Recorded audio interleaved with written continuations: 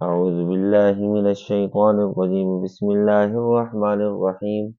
سبحانك لا علم لنا إلا ما علمتنا إنك أنت العليم الحكيم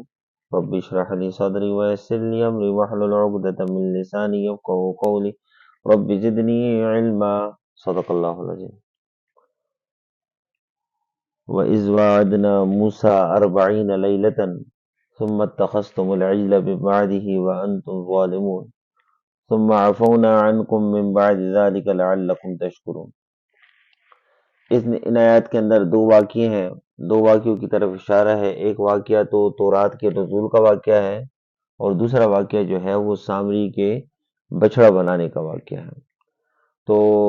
جب اللہ رب العزت نے بنی اسرائیل والوں کو فرعون اور فرعونیوں سے نجات عطا فرما دی، سمندر پار ہو گیا، تو آگے کچھ سفر طے کرنے کے بعد بنی اسرائیل والوں نے دیکھا کہ ایک قوم کو جو کسی چیز کی پرستش کر رہی تھی، تو موسیٰ علیہ السلام سے کہنے لگے کہ ہمارے لیے بھی کوئی ایسا الہ ہوتا ہے جس کو ہم دیکھ سکتے، ایسا معبود ہوتا ہے جس کو ہم دیکھ سکتے، محسوس کر سکتے، اس کی ہم عبادت کرتے۔ موسیٰ علیہ السلام ان کو ان پر ناراض بھی ہوئے کہ اللہ رب العزت نے ابھی تو فرعون اور فرعونیوں سے تمہیں نجات عطا فرما دی اور تم اللہ رب العزت کی نافرمانی کرنے کا سوچ رہے ہو۔ تو کچھ وقت گزرنے کے بعد پھر موسیٰ علیہ السلام سے درخواست کی کہ اے موسیٰ، ہمارے لیے کوئی ایسی شریعت ہوتی جس شریعت پر ہم عمل کرتے۔ تو موسیٰ علیہ السلام نے اللہ سے درخواست کی، تو اللہ رب العزت نے تو کوہ طور پر بلایا، موسیٰ علیہ السلام کو کوہ طور پر بلایا۔ تو موسیٰ علیہ السلام جب کوہ طور پر تشریف لے گئے تو 30 روزے موسیٰ علیہ السلام نے وہاں پر رکھے، 30 روزے رکھنے کے بعد جب موسیٰ علیہ السلام نے افطار کیے، یعنی 30 روزے پورے کر لیے، تو اللہ رب العزت نے موسیٰ علیہ السلام کو چونکہ وہ روزہ دار جو ہوتا ہے نا، روزہ دار، اس کے معدے سے، وہ جو معدہ جب خالی ہوتا ہے تو اس سے ایک جو تبخیر پیدا ہوتی ہے، جو ایک بو پیدا ہوتی ہے، وہ اللہ رب العزت کے نزدیک وہ اتنی پسندیدہ ہوتی ہے کہ ایک حدیث پاک کے اندر آتا ہے مجھ سے زیادہ اللہ کو پسند ہے وہ۔ تو اللہ رب العزت کو یہ عمل اتنا پسند آیا، اس کی وہ معدے کی جو تبخیر سے جو منہ سے وہ جو بو پیدا ہوتی ہے، وہ اللہ کو اتنی پسند آئی کہ اللہ رب العزت نے موسیٰ علیہ السلام کو 10 روزے اور رکھنے کا کہا۔ تو جب موسیٰ علیہ السلام نے 40 روزے پورے کیے،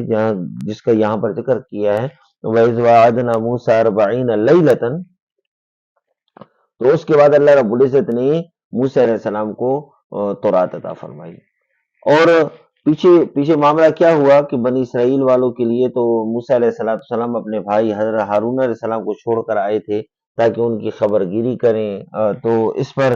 جب موسیٰ علیہ السلام تو کوہ طور پر تشریف لے گئے تھے، پیچھے حضرت ہارون علیہ السلام تھے، تو سامری ایک شخص تھا جو کہ تھا اصل میں قبطیوں میں سے، فرعون کی جو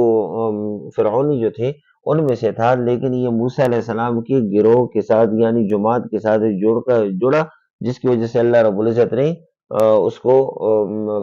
یعنی اس عذاب سے، جو فرعون اور فرعونیوں کو جو عذاب اللہ نے عطا فرمایا، اس سے وہ بچ گیا تھا۔ تو جب موسیٰ علیہ السلام کی قوم کے ساتھ جڑا اور جب موسیٰ علیہ السلام چلے گئے کوہ طور پر، تو اس نے کیا کیا کہ لوگوں سے وہ سونا وغیرہ جو چاندی جو ان کے پاس پڑا ہوا تھا، لوگوں سے وہ جمع کیا، اس کو ایک تندور کے اندر ڈالا، اس کو آگ لگائی، جس سے وہ ایک اور اس کے بعد جب وہ پگھل گیا تو اس سے ایک بچڑا بنایا، بچڑا۔ اور موسیٰ علیہ السلام چونکہ کوہ طور پر تشریف لے گئے تھے، تو پھر بنی اسرائیل والوں سے کہنے لگا کہ موسیٰ علیہ السلام تو کوہ طور پر چلے گئے ہیں اور تمہارے لیے یہ الہ چھوڑ گئے ہیں تاکہ تم اس کی عبادت کرو، جب تک میں واپس نہ آؤں تم اس کی عبادت کرتے رہو۔ تو انہوں نے بچڑے کی عبادت کرنا شروع کر دی، اور بچڑے کے اندر اس نے سامری نے کیا کیا کہ وہ مٹی اس نے جمع کی تھی، جو حضرت جبرائیل صلی اللہ علیہ وسلم جب وحی لے کر آتے تھے تو جس جگہ پر وہ جبرائیل السلام کھڑے ہوتے تھے، تو وہاں پر وہ جس سواری پر جبرائیل السلام تشریف لے آتے تھے، یعنی جس جگہ پر جبرائیل السلام کھڑے ہوتے تھے، تو اس زمین کے ٹکڑے کے اندر ایک زندگی کے آثار پیدا ہو جاتے تھے۔ تو اس نے یہ چیز محسوس کی تھی سامری نے، تو وہ تھوڑی تھوڑی مٹی جمع کرتا تھا۔ تو اس میں جب وہ مٹی وہ جمع ہو گئی تو اس نے جب بچڑا وغیرہ بنا دیا تو اس نے وہ مٹی بھی ڈال دی۔ تو اس میں جب موسیٰ علیہ السلام نے اس سے پوچھا کہ یہ تم نے کس طرح کیا، تو اس نے کہا فَقَبَضْتُ قَبْضَةً مِّنْ أَثَرِ الرَّسُولِ، کہ میں وہ جو جبرائیل علیہ السلام جو آتے تھے تو اس جس جگہ پر وہ کھڑے ہوتے تھے تو اس زمین کی جو مٹی ہوتی تھی وہ تھوڑی تھوڑی مٹی میں اپنے پاس جمع کرتا تھا، تو یہ مٹی میں نے اس میں ڈالی تھی، تو اس میں زندگی کے آثار پیدا ہو گئے تھے اس بچڑے کے اندر، تو اس وجہ سے بنی اسرائیل والوں نے اس کی عبادت کی۔ اور موسیٰ علیہ السلام کو غصہ تو بہت آیا، کیونکہ اللہ رب العزت نے کوہ طور پر ہی موسیٰ علیہ السلام کو بتا دیا تھا کہ پیچھے سامری نے لوگوں کو گمراہ کر دیا ہے، کیونکہ وہ کئی لاکھ جو موسیٰ علیہ السلام تھوڑے سے لوگوں کے علاوہ باقی اکثر لوگ وہ گمراہ ہو چکے تھے، تو موسیٰ علیہ السلام جب آئے تو موسیٰ علیہ السلام کو انتہائی غصہ آیا، حضرت ہارون علیہ السلام پر بھی غصہ آیا اور سامری پر بھی غصہ آیا، تو ہارون علیہ السلام نے جس طرح آگے تفصیل کے ساتھ یہ واقعہ آئے گا، ہارون علیہ السلام نے فرمایا یبن ام لا تأخذ بلحیتی ولا برأسی، کہ اے میری ماں کے بیٹے، مجھے میری یعنی لا تأخذ بلحیتی، مجھے میری داڑھی سے بھی نہ پکڑو اور میرے بالوں سے یعنی یہ جو قوم تھی یہ تو مجھے قریب تھا کہ یہ مجھے مار دیتی، یعنی میں اگر ان کو اس بات سے روکتا تو وہ قریب تھا کہ وہ مجھے مار دیتی تھی، اس وجہ سے میں خاموش رہا۔ تو موسیٰ علیہ السلام نے جب وہ، کیونکہ تورات اللہ رب العزت نے عطا فرمائی تھی، تورات کا جو وہ قوم کے سامنے ذکر کیا، تو اس پر اللہ رب العزت نے اگلی آیت کے اندر ذکر کیا ثم عفونا عنکم من بعد ذلک لعلکم تشکرون، پھر اس کے بعد بھی ہم نے تمہیں معاف کر دیا۔ اب جب پیچھے سے وہ جو آیت وہ ذکر ہے نا شروع میں، یا بنی اسرائیل اذکروا نعمتی اللہ کی، تو یعنی اللہ رب العزت نے ہدایت بھی عطا فرما دی، فرعون اور فرعونیت سے نجات بھی عطا فرما دی، اللہ رب العزت نے تورات کا تحفہ بھی عطا فرما دیا، اور پھر وہ جو بچڑے کی عبادت کی، وہ بچڑے کی عبادت کرنے کی وجہ سے اللہ رب العزت نے وہ جو گمراہ ہو چکے تھے، اللہ رب العزت نے دوبارہ ہدایت عطا فرمائی، تو فرمایا اللہ رب العزت نے ہم نے تمہیں پھر بھی معاف کر دیا، اور اس معاف کرنے میں بھی مقصود کیا ہے کہ تم ہمارا شکر ادا کرو، ہاں، مقصود یہی ہے۔ تو اس یعنی آج کے سبق کے اندر یہ دو واقعے ہیں، یہ انشاءاللہ تعالیٰ تفصیل کے ساتھ آگے بھی اگلی صورتوں کے بھی اندر بھی یہ واقعہ آئے گا، تو انشاءاللہ تعالیٰ وہاں پر تفصیل کے ساتھ اس واقعے کو ذکر کریں گے کہ جس وقت حضرت موسیٰ علیہ السلام نے آخر میں جو سامری تھا، سامری سے یہ کہا کہ تمہاری سزا یہ ہے کہ تم زمین کے اندر پھرو، چلتے پھرتے رہو، اور تمہاری سزا یہ ہے کہ تم کیا کہو گے، ان تقول لا مساس، کہ مجھے مت چھو، یہ بس تمہاری سزا ہے،